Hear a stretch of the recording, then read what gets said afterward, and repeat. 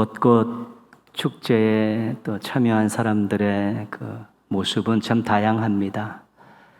그 아름다운 그 광경에 탄성을 지르고 사진을 찍는 사람들이 많습니다.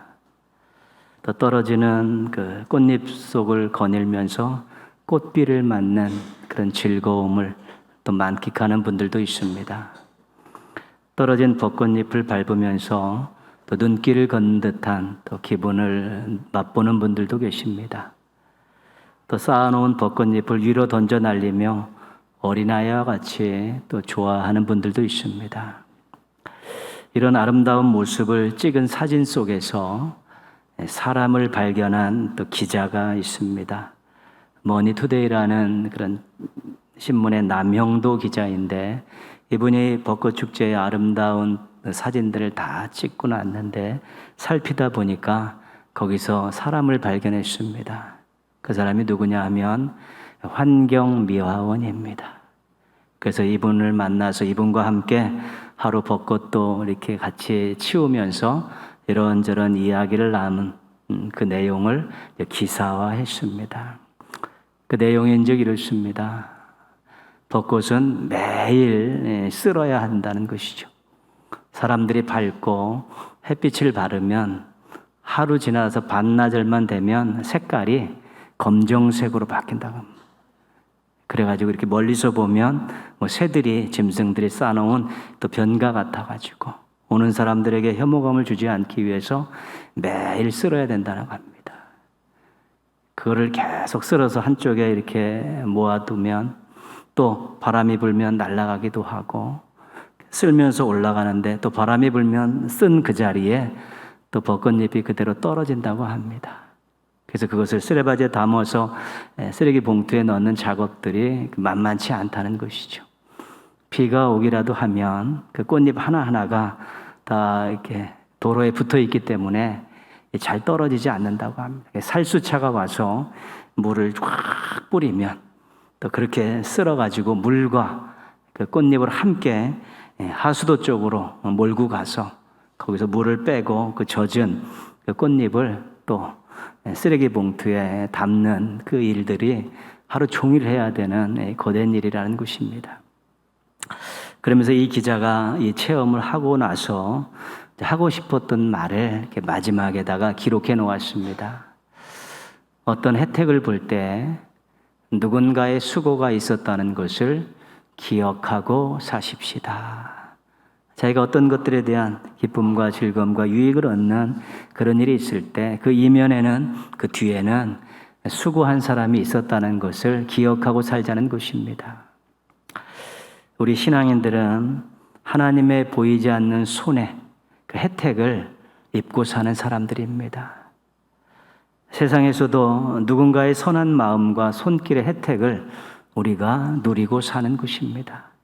조금만 관심을 가지고 조금만 잘 살펴보면 우리가 누리는 그 많은 것들이 우리 하나님에 의해서, 또한 선한 사람들에 의해서 또 주어진 혜택이라는 것을 발견하게 되는 것입니다. 모쪼록 많은 혜택에 감사하고 또 누군가에게 혜택을 주는 도움의 손길로 살아가시기를 축복합니다. 이스라엘 역사에서 가장 중요한 사건은 출애굽 사건입니다. 이 출애굽 사건은 해방 사건이고 구원 사건입니다.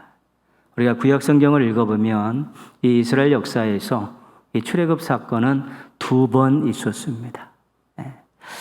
첫 번째 제1 출애굽 사건은 애굽에서 가나안으로 탈출한 것입니다.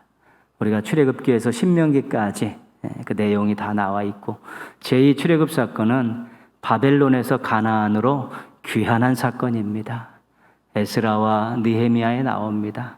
정확한 연대는 맞지만 800년에서 한 1000년 정도 차이가 나는 그런 내용인데, 애굽에서 탈출한 사건, 바벨론에서 고국 땅으로 귀환한 사건, 이것을 다 출애굽 사건, 해방의 사건, 구원의 사건으로 봅니다.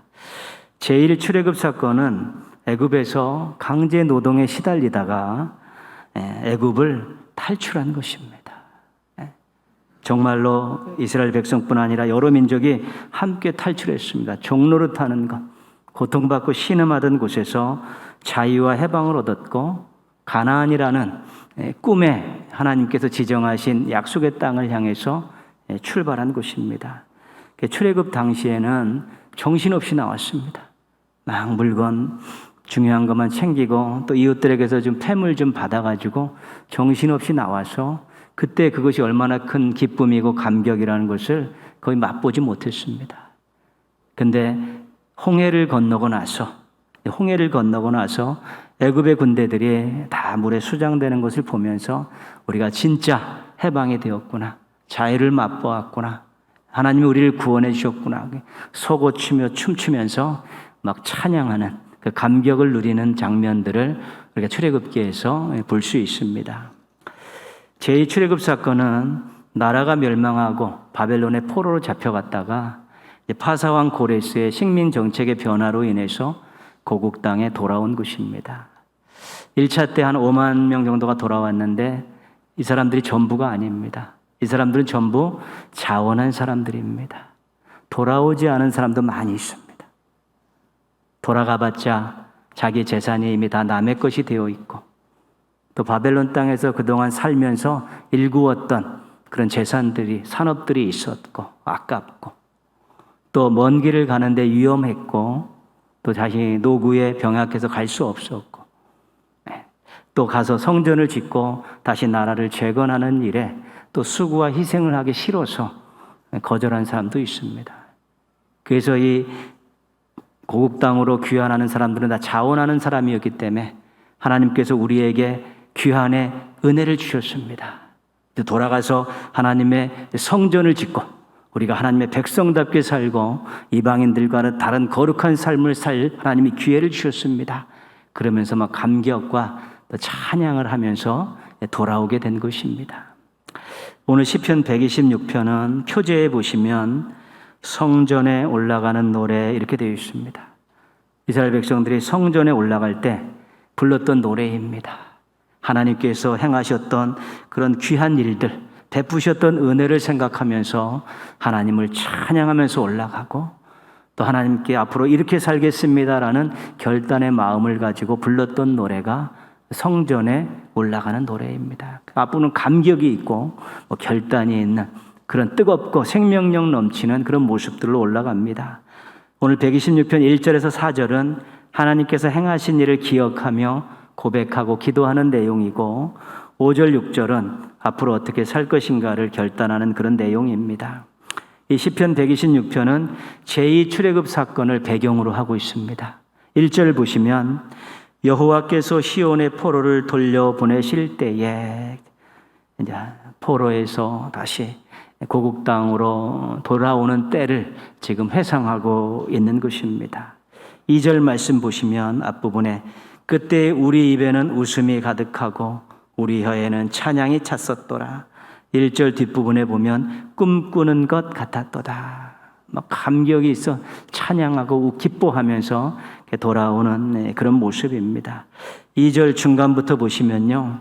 그때의 문나라 가운데에서 말하기를 여호와께서 그들을 위하여 큰 일을 행하셨다 하였도다.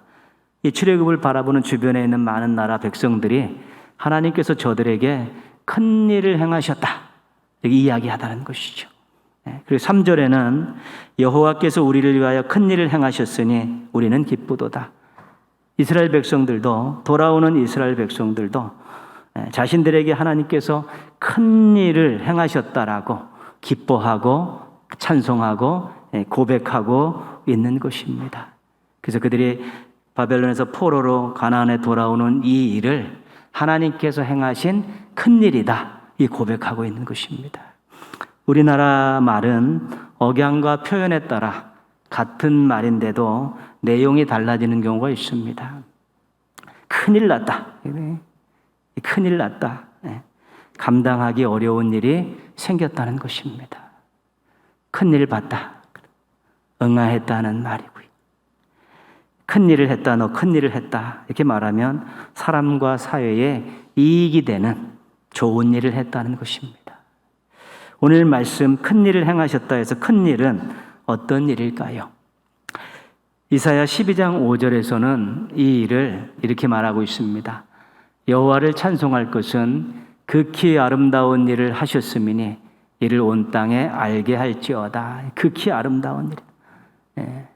시편 126편에서는 큰 일인데 이사야 12장 5절에서는 극히 아름다운 일이라고 이야기합니다. 이 일은 뭐냐면 하나님께서 구원하신 일입니다.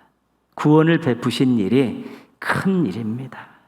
이보다 더 큰 일이 어디 있습니까? 억압과 고통에서 해방되었습니다. 인간다운 삶을 살게 되었습니다. 하나님을 더 잘 섬기게 되었습니다. 이것만큼 큰 일이 어디 있습니까? 정말 종노릇하면서 강제 노역에 시달리고 이방 땅에서 눈치 보며 살았는데 거기서 해방이 되었고 이제 정말 인간다운 삶을 살고 하나님을 잘 섬기는 기회를 얻게 됐는데 이것보다 큰 일이 어디 있겠습니까? 그저 기뻐하고 웃고 찬양하고 그러는 것입니다. 우리도 큰 일을 경험했습니다. 이곳에 있는 우리 모두도 다 큰 일을 경험한 사람들입니다. 하나님께서 죄인인 우리들을 긍휼히 여기신 일입니다. 하나님께서 죄인인 우리들을 위해 예수님을 세상에 보내주신 일입니다. 죄로 인해 죽을 수밖에 없는 우리들을 구원하시기 위해 예수님께서 십자가에서 죽으신 일입니다. 십자가에 죽으셨다 사흘 만에 부활하신 예수님을 인격적으로 만나 마음속의 주인으로 영접한 일입니다. 하나님을 아버지라 부르게 된 일입니다. 천국 소망을 가지고 살게 된 일입니다. 바로 구원받은 일입니다. 신앙인들에게 있어서 이 큰 일에 대한 경험과 고백이 없으면 큰일 나는 것입니다. 신앙인들이 이 큰 일에 대해서 감사하고 감격하고 찬양할 수 없으면 그 신앙은 큰일 난 신앙입니다. 아무것도 없는, 기반도 없고 뼈대도 없는 그런 신앙이기 때문에 큰일 난 것입니다.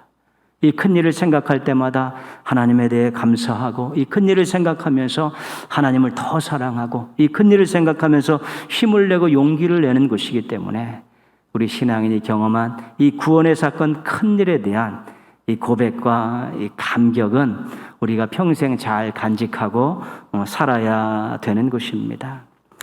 우리의 찬송의 많은 부분들이 이 큰 일에 대한 내용들을 담고 있습니다. 우리가 7, 80년대 이제 신앙생활을 하신 분들은 대부분 부흥회나 또 기도원 집회들은 이 큰 일에 대한 찬양이 대부분이었습니다. 왜냐하면 이것이 우리들을 버텨내는 힘이 되고 이것이 우리들을 이끌어가는 힘이 되기 때문에 신앙의 가장 중요한 기초가 되고 중추적인 역할들을 하고 동력이 되기 때문에 이 큰 일에 대한 감격과 이 찬양과 고백들을 계속해서 오늘 현재 이 자리에서 할 수 있게끔 계속해서 강조했던 것입니다. 너무너무 강조하다 보니까 또 삶의 강조점이 어그러져서 삶이 조금 약화되니까 이제 그 부분을 삶 쪽으로 좀 옮긴 그런 경향은 있지만 절대로 간과할 수 없는 것입니다. 저는 또 때로는 또 게을러질 때, 또 이렇게 또 교만해질 때, 또 조금 회의가 들고 그럴 때는 저녁에 여기 오면 아무도 없습니다. 교회는 저녁에 아무도 없습니다. 여러분들도 한번 오셔서 마음껏 소리 지르고 기도해도 아무 뭐라 할 사람 없습니다. 좋습니다, 분위기. 그리고 제가 헌신 예배를 가고 또 집회를 가서 또 여러 가지 또 말씀을 전할 때 이 큰 일에 대한 일들을 또 전할 때가 많습니다. 너무 중요하기 때문에 그렇습니다. 그때 교회 안에서 혼자서 큰 소리로 부르는 찬송이 있고 또 집회하면서 헌신 예배 드리면서 또 불러주는 그런 찬송이 있습니다. 제가 또 몇 번 불렀던 찬송인데요.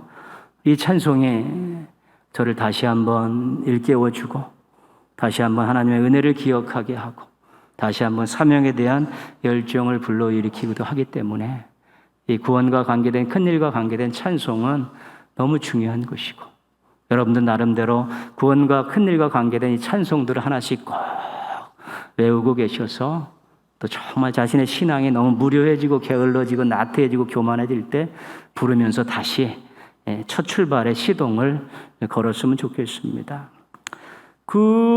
구원함을 얻은 기쁨 세상에서 제일이라 영광의 길 허락하신 내 주 예수 찬양하리. 이 찬양을 이 어두운 곳에 와서 혼자 부르면 얼마나 가슴속에서부터 밀려오는 감격이 있는지 모릅니다.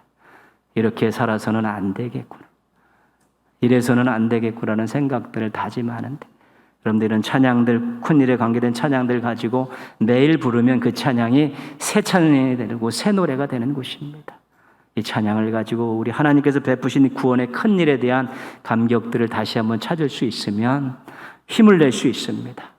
또 더 아름답게 살아갈 수 있습니다. 하나님께서 행하신 큰 일을 기억하며 예배의 자리에 나오십시오. 하나님께서 행하신 큰 일을 감사하며 봉사의 자리를 지키십시오. 하나님께서 행하신 큰 일을 의지하면서 삶의 자리에서 진실하게 사십시오. 그러면 하나님께 부끄럽지 않고 사람들에게 부러움을 사는 멋진 인생을 살아가실 수 있게 될 것입니다. 인생 살면서 잊을 수 없는 큰일, 평생 갚아도 갚을 수 없는 큰일 기억하면서 사는 감사 충만, 기쁨 충만, 은혜 충만한 성도들 되시기를 주님의 이름으로 부탁드리겠습니다. 하나님께서 행하신 큰일은 선물과 같은 것입니다. 우리들의 어떤 노력으로 얻어진 것이 아닙니다. 그래서 더 감사합니다. 우리가 큰 일을 선물 받았으면 그 다음은 어떻게 해야 합니까? 우리도 무언가 해야 되는데 새 일을 해야 되는 것입니다. 왜 새 일입니까? 구원을 선물 받은 이후에 하는 일이기 때문에 새 일이고요. 우리 하나님을 믿고 의지하며 하는 일이기 때문에 새 일이 되는 것입니다. 이사야 43장 19절 하나님의 말씀입니다. 보라, 내가 새 일을 행하리니 이제 나타낼 것이라. 큰 일을 통해서, 큰 일을 해주셔서 이제 고국 땅으로 이스라엘 백성들을 보내시면서 하나님께서 내가 새 일을 행할 거다, 이제 너에게 새 일을 행할 거라고 이렇게 말씀하셨는데, 이 새 일의 내용은 뭐냐면 광야에 길을 내고 사막에 강을 내는 일입니다. 기적과 같은 일입니다. 기적과 같은 일. 이 새 일은 하나님께서 백성들을 도와주시겠다는 것입니다. 바벨론에서 가나안에 가기까지 그 어려운 여정을 하나님께서 인도하시면서 무사히 도착할 수 있도록 도와주신다는 약속이 새 일이고요. 또 하나는 가나안 땅에 돌아가서 성전을 짓고 제사를 다시 복원하고 하나님의 말씀대로 살고 이방인들과 구별된 삶을 살아가는 그런 놀라운 변화의 일들이 새 일이 되는 것입니다. 그래서 우리들은 큰 일을 행하신 하나님께 새 일을 기도할 수 있습니다. 하나님, 제가 구원의 감격을 가지고 하나님의 자녀로 새 사람 되어 사는데 너무 어려운 일이 있습니다. 해결해 주십시오. 기적과 같은 일을 하나님 일으켜 주십시오라고 얼마든지 기도할 수 있습니다. 큰 일을 행하신 하나님께서 우리에게 새 일을 행해 주시지 않겠습니까? 당연히 해 주시는 것입니다. 그러나 큰 일을 경험한 성도들이 새 일을 하려고 노력해야 되는 것입니다. 큰 일을 경험하고 하나님의 백성이 되고 하나님의 자녀가 되어서 할 일은 새 일을 행하는 것입니다. 이제는 이스라엘 백성들이 가나안 땅에 돌아와서 성전을 짓고 제사를 복원하고 말씀을 배우면서 참 구별된 삶을 살려고 몸부림쳤던 그 일들을 우리들이 하는 것이 새 일을 하는 것입니다. 새 일과 관계돼서 우리가 가장 먼저 기억해야 될 것은 거룩한 삶을 사는 것입니다. 성결한 삶을 사는 것입니다. 이것이 하나님과의 관계를 잘 유지하는 일이고 신앙인의 정체성을 갖는 일입니다. 나는 하나님과 깊은 관계를 맺고 살고 있고 나는 하나님의 자녀이고 하나님의 백성입니다. 이야기할 수 있으려면 거룩한 삶, 성결한 삶을 살아야 되는 것입니다. 여러분이 어느 장소에 가서도 그 장소보다도 성결하게 유지하고 어느 사람을 만나든지 그 사람보다 내가 거룩하게 살고 있어야 되고 또 어떤 공동체에 속해도 내가 그 공동체보다 성결한 모습이 있어야만이 좋은 영향력을 줄 수 있는 것입니다. 그들보다 그 장소보다 그 공동체보다 못하면 결국은 동화되고 끌려갈 수밖에 없기 때문에 그렇습니다. 이현주 목사님의 걸레만큼만이라는 글이 있습니다. 걸레만큼만 깨끗했으면 좋겠네. 유리창 걸레는 유리창보다 깨끗하고 마루걸레는 마루보다 깨끗하고 똥걸레는 똥보다 깨끗하니 똥을 만나면 똥보다 조금 더 깨끗하고 마루를 만나면 마루보다 조금 더 깨끗하고 유리창을 만나면 유리창보다 조금 더 깨끗한 걸레만큼만 이 세상 사는 동안에 걸레만큼만 깨끗했으면 좋겠네. 우리가 걸레가 더럽다고 생각합니다. 근데 유리창을 닦는 걸레는 유리창보다 깨끗한 것이고 마루를 닦는 걸레는 마루보다 깨끗한 것입니다. 똥을 닦는 걸레는 똥보다 깨끗한 것이죠. 그래서 우리가 누구를 만나도 어느 공동체에 있든지 우리가 그것보다는 조금 내가 성결해야겠다, 거룩해야겠다 그렇게 사는 것이 중요한 것입니다. 그래야 우리가 영향력 있는 모습으로 살 수 있고 그 가운데서 새로운 일들을 만들어낼 수 있는 것입니다. 두 번째는 말씀대로 사는 것입니다. 새 사람이 되었으니까 새롭게 살아야 되는데 새롭게 사는 내용이 어디에다 들어가 있냐면 하나님의 말씀 속에 다 들어가 있는 것이죠. 우리가 하나님 말씀대로 살면 그 삶 자체가 다 새로운 일들입니다. 옛날에는 자기 주관대로 자기 고집대로 자기 이익대로 그렇게 살았는데 이제 하나님 뜻대로 하나님 말씀대로 사니까 내 인생에 펼쳐지는 모든 일들은 전부 새 일이 되는 것입니다. 말씀대로 사랑하며 살다 보면 아름다운 새 일을 많이 만나게 됩니다. 말씀대로 정직하게 살다 보면 처음 보는 새 일들을 경험하게 됩니다. 그 일이 때로는 힘든 일일 수 있습니다. 그러나 하나님 기뻐하시는 일입니다. 말씀대로 사는 것이 얼마나 어려운지 모릅니다. 자기 자신을 먼저 꺾어야 되기 때문에 그렇습니다. 자기의 뜻과 경험과 이익과 고집들을 꺾기 위해서 말씀은 이런데 나는 그렇지 않으니까 그걸 맞추기 위해서 얼마나 많이 기도해야 되는지 모릅니다.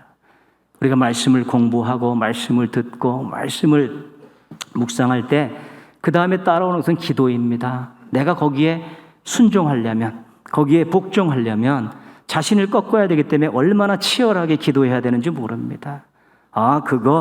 이게 말씀을 대하는 태도가 아닙니다. 내가 이 말씀에 못 미치고 있구나. 말씀대로 살지 못하고 있구나. 말씀이 나를 때리고 있구나. 이런 경험들이 오면서 기도하면서 그 말씀에 순종하고 말씀대로 살게 해달라고 기도하는 많은 시간들을 보내는 것이 정말 말씀을 사랑하는 사람들의 모습입니다. 그 말씀대로 살려고 안 되지만 자꾸 노력하고 기도하고 처절하게 살다 보면 어느 순간에 새롭게 변화되고 있는 자신을 발견하게 되는 것입니다. 자신 안에 새로운 일들이 일어나게 되는 것입니다. 자신도 새로운 일들이 있고 말씀대로 사니까 인생 가운데 새로운 일들을 많이 경험하게 되는 것이지요. 말씀 붙들고 기도하고 고민하는 사람을 하나님이 절대로 외면하지 않으십니다. 그렇게 살 수 있도록 그렇게 될 수 있도록 도우시는 분이 우리 하나님이십니다. 세 번째는 도전하며 사는 것입니다. 하고 싶은데 마음대로 안 되는 일이 많습니다. 능력이 부족해서 못하고요. 여건이 허락해서 안 되고 또 방해하는 사람들이 있어서 안 될 수도 있습니다. 그러나 큰 일을 경험한 우리들은 하나님의 사랑과 능력을 경험한 사람입니다. 독생자를 주신 사람, 죄와 사망의 권세를 꺾으신 하나님의 능력을 다 경험했기 때문에 우리 하나님께서 큰 일을 행하신 하나님께서 광야에 길을 내고 사막에 강을 내는 우리 하나님께서 얼마든지 내가 도전하고 내가 노력하는 거기에 놀라운 일들을 행하실 것이라는 믿음을 가지고 부딪혀야 된다는 것입니다. 기적 같은 일을 얼마든지 경험할 수 있습니다. 기적 같은 일은 믿음으로 참석해야 되는 것이고 순종으로 참석해야 되는 것입니다. 그리고 우리가 하루하루 아무 일 없이 잘 사는 것이 행복하다고 느낄 수가 있습니다. 무탈합니다.